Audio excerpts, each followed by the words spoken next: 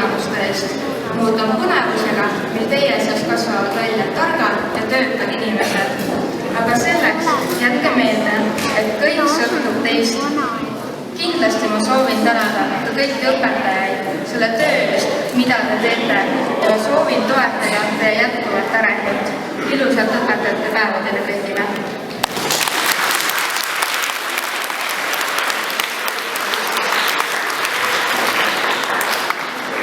Sõna saab Kilingi-Nõmme gümnaasiumi direktor, peaaegu mitmekordne multitalent härra Erli Aasamets.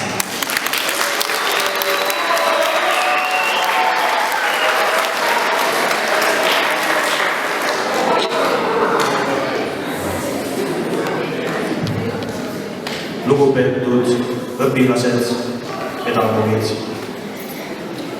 Kodusõda.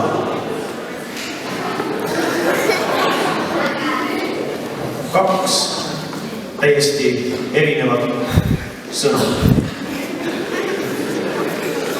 Üks sümboliseerib sooja, head kohta, kuhu saab alati naasta, kui on halb.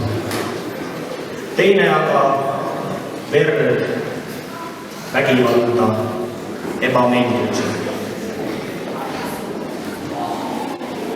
Kui ma täna hommikul koolimaja poole sõitsin, nägin ma peale langevate lehtede ilusa linnaruumi,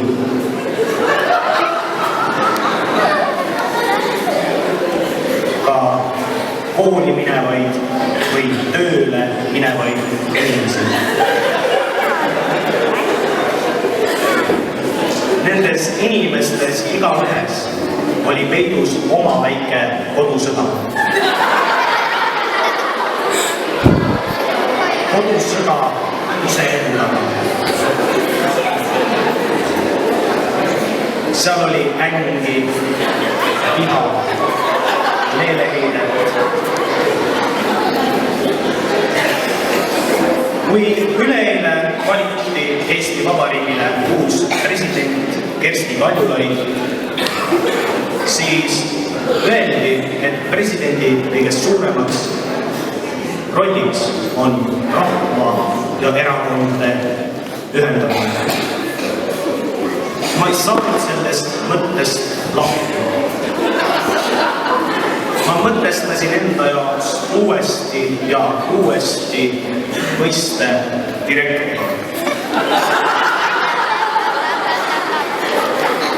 Ka direktoril on oma roll rahva ühendamisel.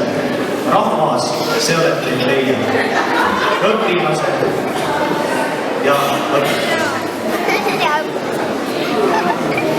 See toob tihtipeale kaasa solvumist. Ingomar Vihman on solvumise peale öelnud, et solvumine on igaühe enna asi. See, kui keegi solvub, ei tähenda teistele mitte midagi. Aga üksi direktorina ei saa ka rahvas ühendada. Selle jaoks on vaja ka teie abi, kallid kolleegid ja õpilased. Ingomar Vihmani sõnadele sooviksin ma ainult veel ühe asja lisada.